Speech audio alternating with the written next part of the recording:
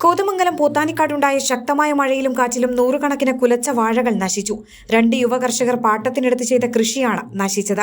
കർഷകരായ Jackson, Tiju എന്നിവരുടെ 350ഓളം കുലച്ച വാഴകളാണ് പൂർണ്ണമായും നശിച്ചത്.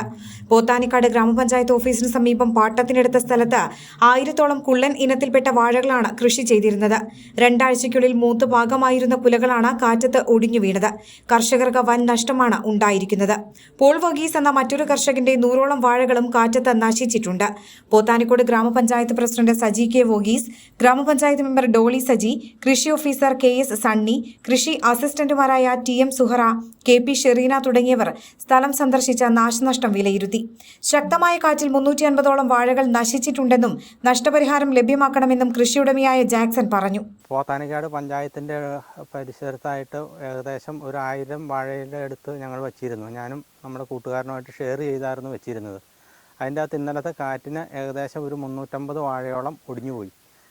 ഏതാണ്ട് ഒരു 8 ദിവസത്തിനുള്ളിൽ കൊല വെട്ടിപ്പോകേണ്ട വാഴകളായിരുന്നു. അതിൽ നിന്ന് സർക്കാരിൻ്റെ കയ്യിൽ നിന്ന് എന്തെങ്കിലും കോമ്പൻസേഷനായിട്ട് ഞങ്ങൾക്ക് സഹായമായി ലഭിച്ചാൽ നല്ലതായിരുന്നു. പിന്നെ എന്ന് വെച്ച് കഴിഞ്ഞാൽ കണ്ടമാനം കാറ്റായിരുന്നു ഇന്നലെ ഉണ്ടായത്. ഭയങ്കരമായ കാറ്റായിരുന്നു. കാറ്റത്ത് കംപ്ലീറ്റ് വള്ളി കെട്ടി നിർത്തിയായിരുന്ന വാഴയായിരുന്നു കംപ്ലീറ്റ് ഒടിഞ്ഞു പോയത്. കൃഷിനാശം സംഭവിച്ചവർക്ക് നഷ്ടപരിഹാരം ലഭ്യമാക്കാനുള്ള നടപടികൾ ഉടൻ സ്വീകരിക്കുമെന്ന് പഞ്ചായത്ത് പ്രസിഡന്റ് സജിയും കൃഷി ഓഫീസർ സണ്ണിയും പറഞ്ഞു. ഏതായാലും ഈ സന്ദർഭത്തിൽ കൃഷി വകുപ്പുമായിട്ട് ബന്ധപ്പെട്ട് അവർക്ക് മതിയായ സഹായം അവർക്ക് നൽകുന്നതിനുള്ള ശ്രമവും നമ്മുടെ ഭാഗത്തുനിന്നുണ്ടാകും. ബഹുമാനപ്പെട്ട കൃഷി ഓഫീസർ അടക്കമുള്ളവർ ഇവിടെ ഉണ്ട്.